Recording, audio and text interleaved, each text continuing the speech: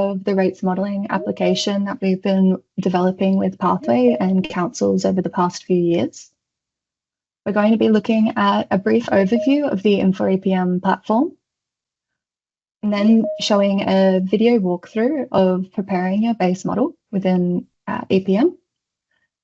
We'll then have a panel discussion with myself, Kristen, and Elise, two people from our proof of concept councils, Gladstone and Mackay. And then we'll be ending the session with a Q&A open to the audience. Before we get into things, just a little bit of housekeeping. So as I mentioned, we're going to be ending the session with a Q&A. The meeting chat will be open throughout the presentation. So if you do have any questions, please add them to the chat at any point.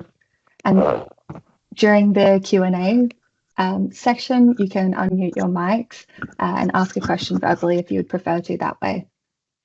I just ask that everybody could confirm that their mics are on mute now, just to make sure we don't have any disruptions as we go through. Thank you so much. And as I mentioned just before, all the attendees will be receiving a recording of the session along with the slides. With this, we're also going to be sending out a feedback survey. We'd love to continue hearing from you about how we can shape the future of the product. And if there's any questions that we weren't able to get to today, we'd love to hear about them as well. Ready. So Carmen, would you be able to start the recording now? Oh, she's onto it already. Thank you so much. It's already recording. Beautiful. So good morning and welcome again. My name is Leanne. I'm a solution designer at AcQuum Consulting, and I've been working on the rates modelling application over the last couple of years. I'm sure you've all seen me around. AcQuum is a specialist in Infor's products, Infor EPM, as well as Infor Sun Systems. And we've been an Infor Gold we are an Infor Gold partner, and we have been partnering with Infor for the past 15 years. In this case, we've partnered with Pathway to help develop a solution for modelling rates for local councils. So what is Infor EPM? This is the platform that the rates modelling application is built on. It's a cloud-based platform which is designed for reporting, modelling, budgeting and planning, and it can be used in many different ways. It integrates natively with Infor OS and Infor Data Fabric, and that allows you to consolidate data from multiple products in the one product. It's built using a modern AWS cloud architecture, and it's a leader in the EPM class that you do get shipped free with your SaaS Pathways license.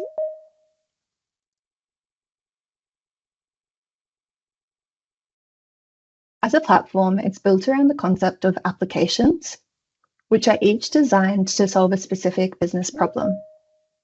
These are ways of bringing together data, reports, dashboards, any security, workflows and modeling, all into one governed solution. The rates modeling application is just one example of a purpose-built custom application that we've made, and we've designed this specifically for local councils. But outside of this use case or this application, it can be used for other council needs, for things like your annual and monthly financial reporting, any long-term financial planning, the asset and infrastructure modelling, and workforce and salary modelling and planning.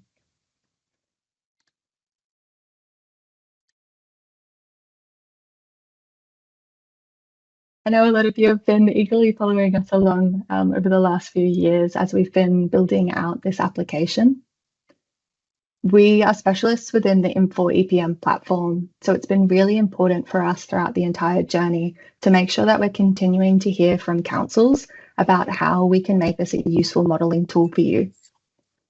It's taken a few different forms along the way, from us joining into conferences, having many conversations, and ultimately has led into our 2 proof of concept projects, which we commenced late last year with Mackay and Gladstone Regional Councils. So as part of that, we're currently doing the application and jurisdiction specific testing at those councils, and starting to begin to our plan of moving out of the proof of concept phase. Once we're out of this phase, we are still committed to continuing working with councils to deliver any legislative specific updates and continue to add ongoing enhancements to the application.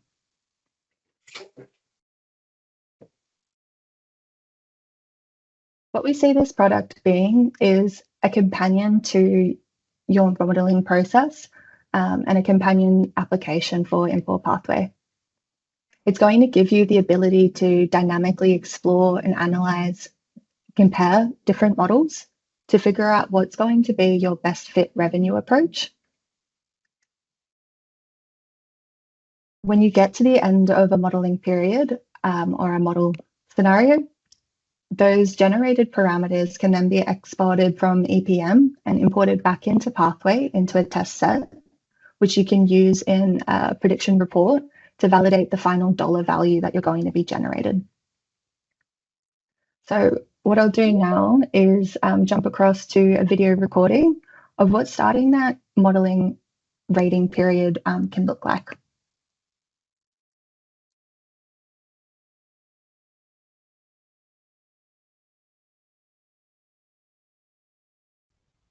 In this video, we will be looking at how to begin modelling for a new rating period, introducing the export and import screens included in the 2025-04 release of Infor Pathway, and continuing to import these files into the rates modelling application in Infor EPM as the base model. The environments used for this demonstration are both test environments and do not contain actual assessment or property details. To begin, let's take a look at the export screen in Pathway. The new forms can be found under the Rates Accounting menu within the Batch Processes and under the Rates Generation Options submenu. Let's open the export report. The top of the page has some options for filtering the export by an assessment range. You can also apply a specific rating period, valuation year, and previous levy rating period into the data. The export form provides 3 files separating your rate type, assessment, and assessment rate type data into 3 files to be imported into EPM. They do require a one-time configuration, which can be completed in the export and import form maintenance report. You can then add a name to the export job and execute.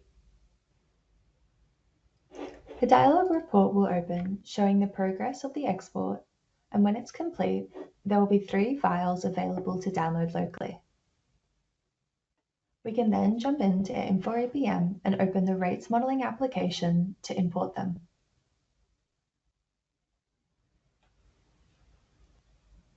The files can be imported in the administration area or as a step in the modelling workflow. We can start the workflow by clicking onto the Manage Models. This opens an overview of the current modelling scenarios available in Infor EPM. Each model has a unique description based on the year selected and the ability to mark them as inactive and mark the current status as not started, in progress, completed, or approved. We can use the toolbar to add in new scenarios and also mark comments along the workflow as a guide of what decision making was going on.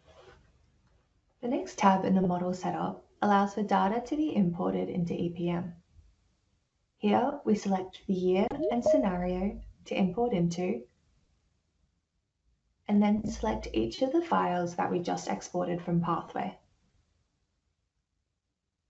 When the data fabric is available, This data transfer process can be completed using the data fabric and set to run on a routine with the option to do a manual refresh when you're ready to begin your modeling period. We will also continue supporting of manual file import. Once you've selected the files, using the toolbar, we can start the process to import the files into the EPM. The dialog will send a message when it's completed, and we get a banner indicating as such. The next tab allows you to copy data between scenarios. The toolbar filters highlight the current selected scenario and year to import into, and the context filter can be used to update this if needed. The copy process can also be filtered to include all data or isolate just the valuation, rates, or parameter fields to copy. Again, using the toolbar button, we can run the process and we get a message when it's complete. So we now have our data from Pathway imported into EPM and ready to start being analysed. What we can do is jump to the next workflow modelling step to start to interrogate what our valuation base is made up from and how that is distributed across the different rate types. In the Summary tab, we can see a high-level view of what our rateable valuation amount and averages are.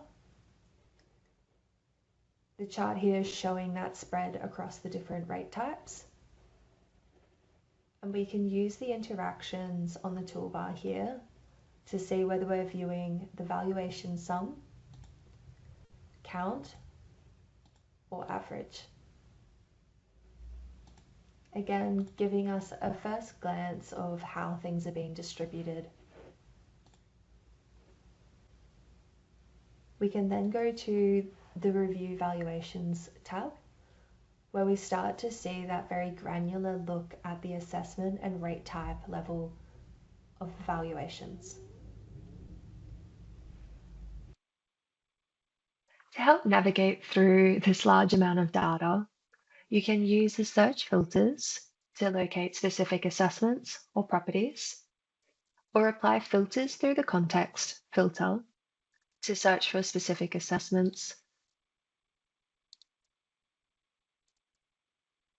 or rate types, with the ability to create custom groupings if needed. Anytime you apply a filter in the system, it will appear within the grid bar so that you have full visibility over what data you're looking at. At this stage, we can also add in a manual adjustment to the rateable valuation that was exported from Pathway to create to the total rateable valuation amount. And if there are any supplementary developments that you know are happening and would like to include within your modeling valuation set, you can add them manually here. This is a very granular level of adding in that supplementary assessment. So it does require you to have a description for the property. You can optionally add this or link this with an existing assessment if the assessment does not already keep it towards the supplementary assessment placeholder. You can apply a postcode if needed or known, and apply the rate type to it as well. For its valuation amount, you can choose whether that's being popped by a set figure or an average of the rate type valuation.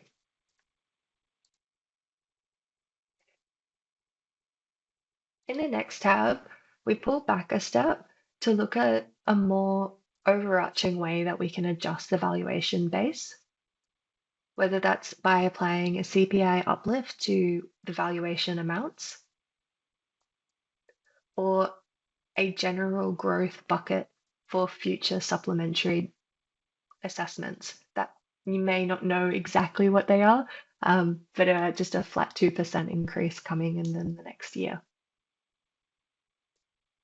You can also set at this stage what your rateable valuation driver or type is, whether that is the rateable valuation exported from Pathway or if you would like to use averaging, either over the 2 or 3 years.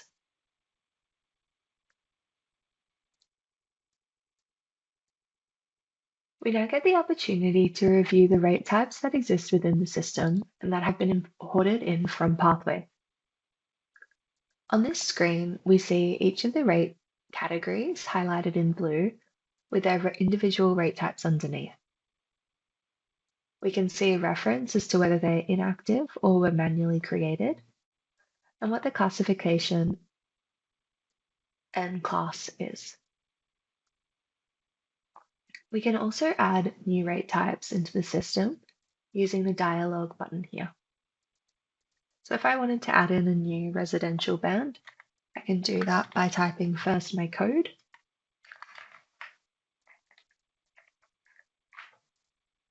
then selecting its category,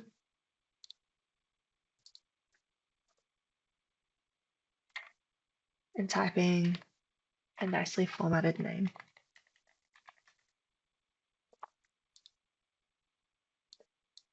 There's some other fields here that we can enter at this point as well.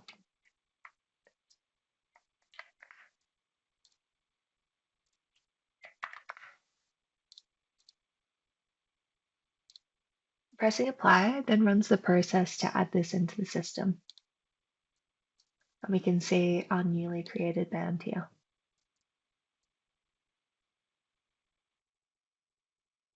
To apply this to rate types, to apply this new rate type to assessments, we can press the search button on the right-hand side to either apply by a group of assessments or by properties or postcodes. To apply via valuation bands, we can go to the bands management screen. This will show any pre-existing or predefined bands that exist within the system. We can add in a new band similarly using the toolbar button.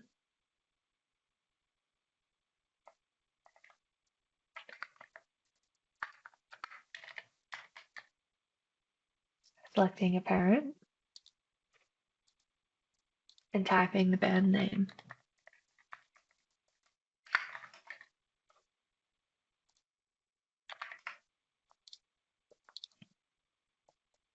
Once our band is then created, we can search for our newly created rate type to create the association and enter its band factor and minimum range.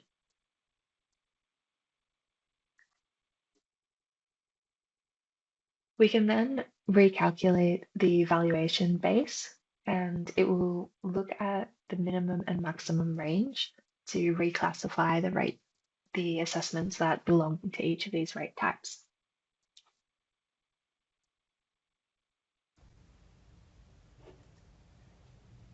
As you continue making changes to your valuation base, preparing for the beginning of your modelling, you can continue returning to the summary screen to get an overview of how your valuations are sitting across your different rate types. You can also create additional reports and charts within self-service to help with your validation back to Pathway, and these can be saved as favorites for you to return to each rating period. Here I have a prior year comparison, which when I click into it, shows me my prior year for each of the assessments for each of my different rate types. I can use the dialog here to change the way that this is structured if I wanted to see it maybe by property as well or by my different scenarios. Alternatively, I can put this straight into a chart to help visualize what the change might be.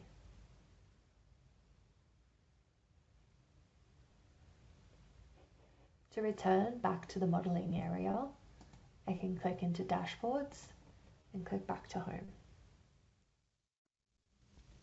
From here, into the modeling section and mark our base model as completed and locked.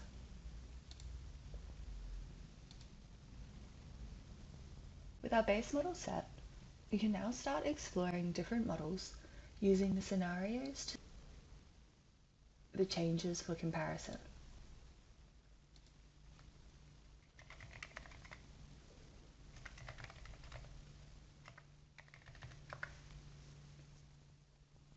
We would first make our model active and go into the copy data screen to copy from our base model and year.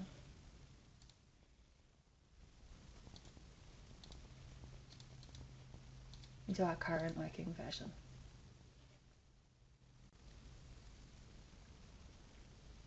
There are different drivers that can be used to generate the projected revenue, and they ultimately lead to the model summary page. Here we see a projected revenue estimate based on the parameters that have been input into the model. The final tab here is the option to export the parameters into a file, which can be imported back in Pathway. These can be used to run as a test set to run a prediction report, which would validate the final dollar value to be raised from the model. Thank you so much for listening.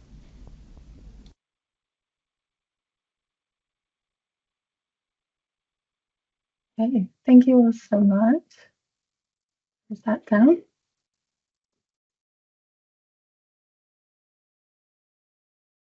So next we'll jump into a panel discussion with Elise from Gladstone Regional Council and Kristen from Mackay Regional Council. Ladies, thank you so much for joining and letting me ask you some questions. Slide as well. So we began our proof of concepts late last year, and at the beginning we spent some time trying to understand how you currently model your rates and what that process looks like before doing some development and now moving into more of the training and testing alongside you doing your own modeling process. It's been a long couple of years that we've been working on this application, collaborating both with Pathway and several other councils. How do you think that process is shaping the way the application works? I'll go. Okay. I think we didn't talk about this part. Who goes first? We didn't know. So to me, what I like about the working together with you guys was the fact that we can have a system that reflects real needs. It's a collaborative approach, and the data will flow, in my view, in an integrated and automated system, and the systems are the same.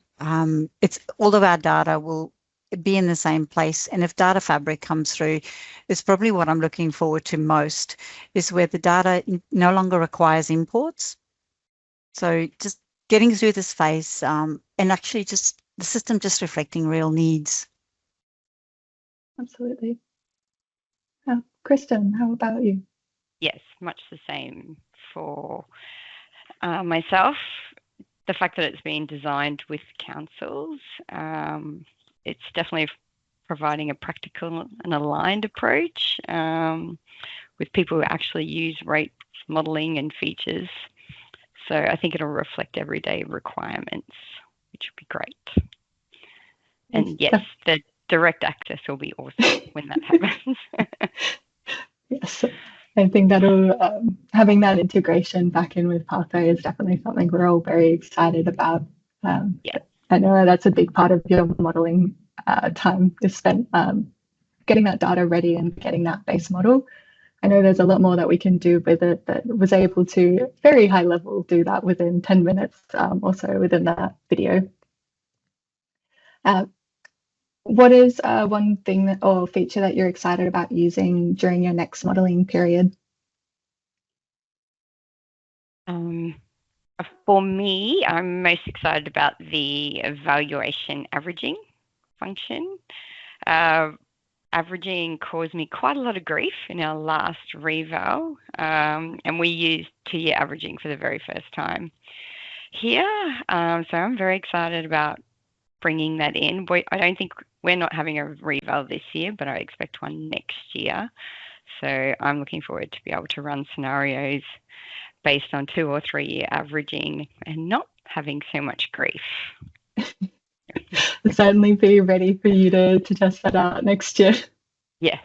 I think I'm pretty much the same. As a council, we don't average valuation, so it would be a nice way for us to actually be able to run a scenario on something, and it feels that it would be an easier process to run something you've never modeled before.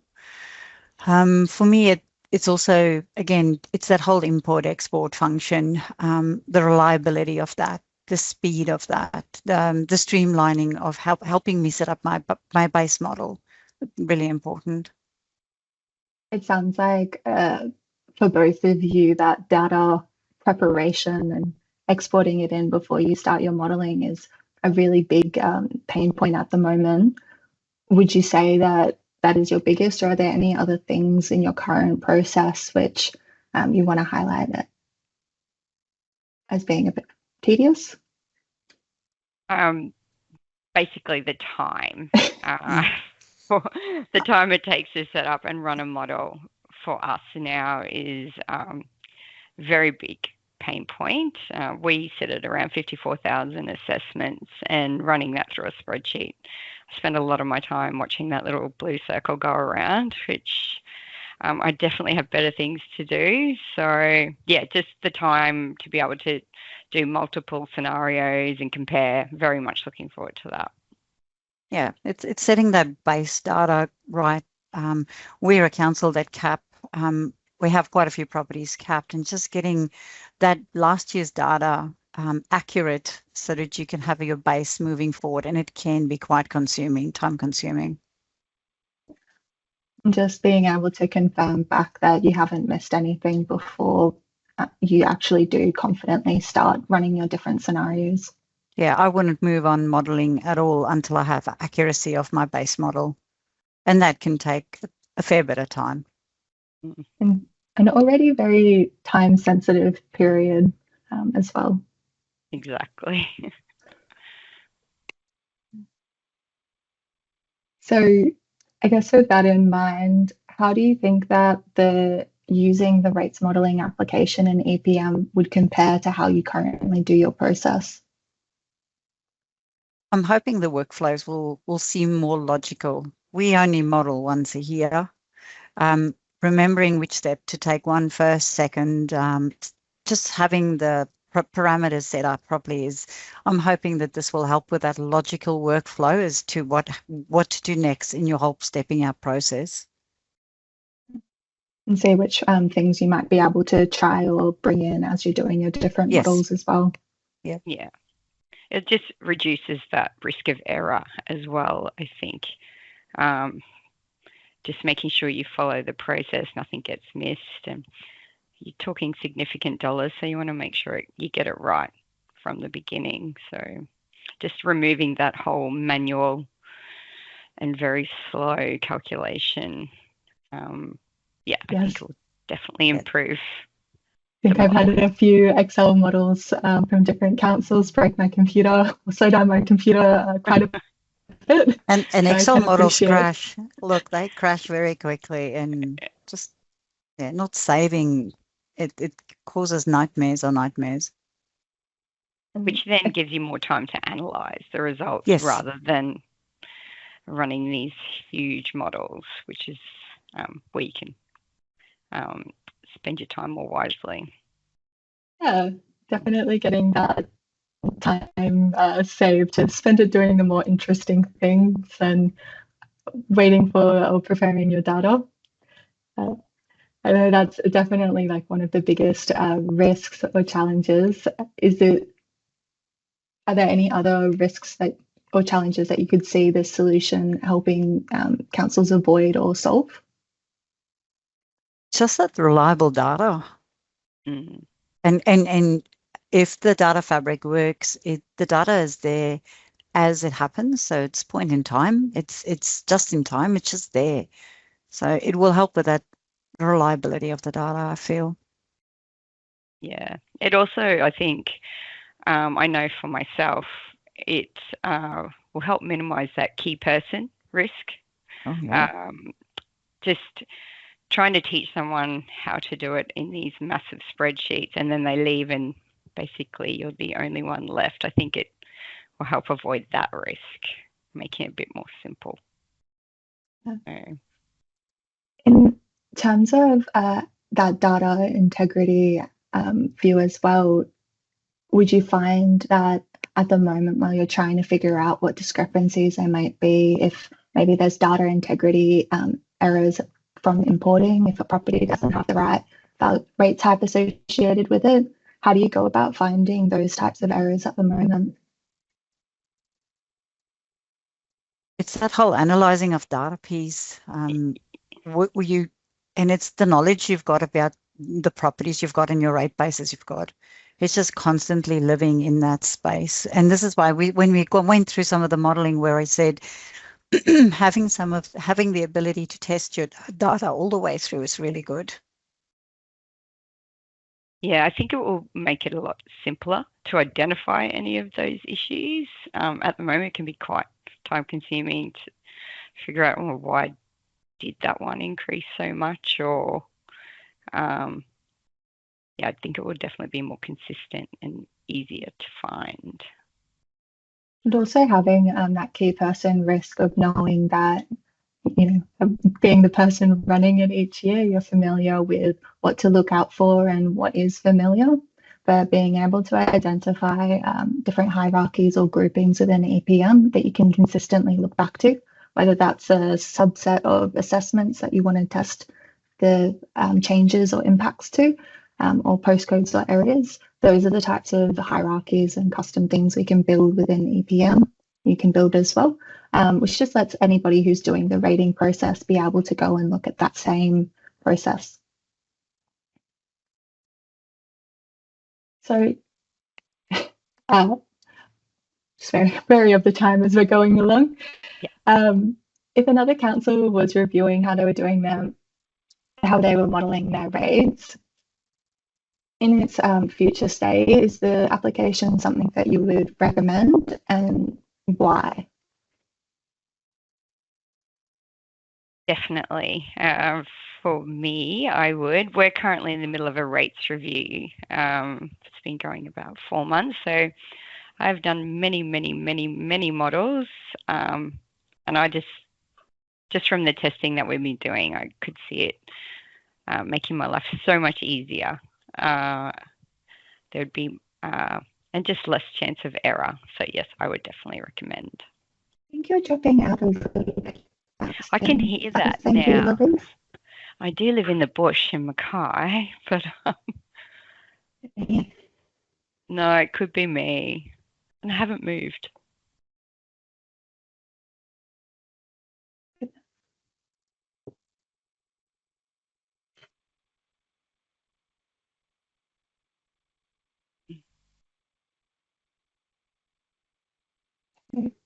Can you still, I think we've lost Elise, maybe some connectivity issues, but thank you for your response, Kristen. Can you hear me now? Is it better? I can hear you now, yes. Okay, sometimes our building has really bad reception just for no reason. It was a spot of something happening in Queensland. Yeah. Okay. Sorry about that. That's all right. Yeah. So, sorry, to reiterate, it sounded like it was something that you can see helping ease some of the pain of going through the rates review process. Definitely. Yes, like it's been a long process, and councils just wanted to look at every option possible. So it would definitely alleviate some of that time-consuming work and having a good base to start with. Yeah, I can definitely see it being an advantage. Absolutely. Is there any other ways that you could see your council using the EPM platform? Maybe just with like budgeting and forecasting, bringing it in that way. I'm not sure if that's a possibility down the track. Yeah, but it just may be good to see the overall picture of where we're sitting and why things haven't turned out exactly how we planned. And yeah, I think that was probably one area that we could look at. I think it's the EPM platform, its bread and butter is really any of those modeling or scenario analysis processes that you might have. So all of those types of things and being able to pull it together in that one view is definitely a really great feature of the product. Yeah. Okay. Thank you so much for letting me ask you some questions. I do really appreciate it. Where's Elizabeth gone? She's left me. She's left. That's okay. With the time we have, we might open it up to the audience. If anybody else had any questions, double check the chat. If you do have a question, just please raise your hand. Do you want to ask your question?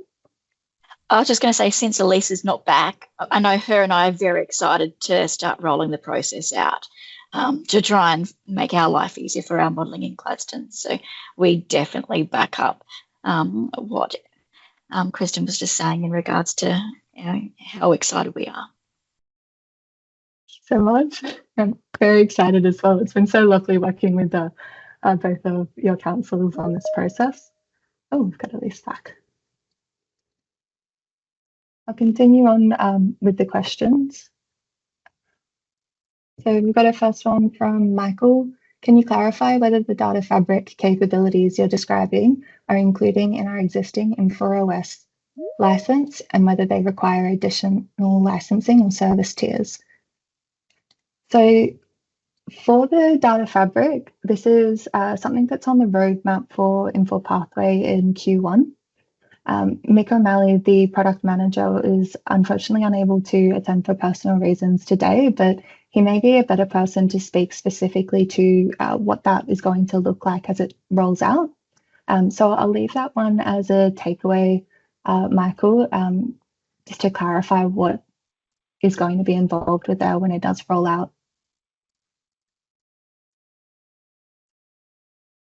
We've got another question from Anne. How does this work in Victoria with rate capping? So there is the ability to add in a specific rate peg to limit or cap the overall revenue that's being generated. The model itself, we've been working with Queensland councils on testing and confirming that jurisdiction-specific requirements. We'd love to work with councils from other regions just to make sure that the engines are properly applying and calculating those caps as you would expect as well. And to answer your Kim next question, Kim, definitely we would love to see this being used from councils in all regions. It's just a part of the POCs. We had some Queensland councils jump on board first.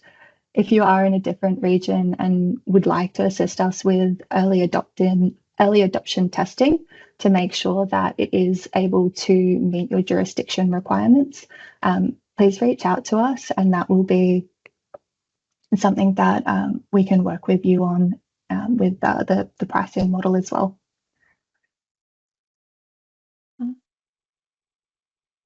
So the next question on modelling water consumption data, that's a great question. At this stage, we're limiting the scope to the rates application and looking at bringing in charges and levies that may be within other applications, but are restricted to fixed charges or rate in the dollar charges. At this stage, we won't be including any of those consumption charges. Kim, and you had another question on reporting and displaying using suburban ward. Absolutely. What we're bringing through is any of the pathway property data that you have configured. So if your council does have suburbs and wards set up and configured, those will be available within the property analysis to do any of your reporting based on that. If you don't use warlords, they won't be there to use, but that's definitely something that will be available.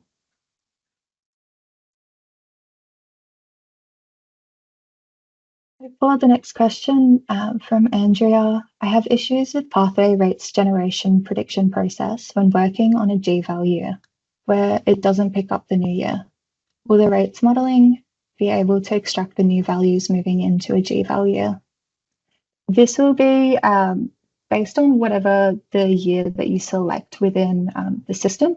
We may need to do some specific testing around that scenario and use case to make sure that it's appearing the way that functioning in that way, but it should be able to pick up the rateable valuation that's against the assessment.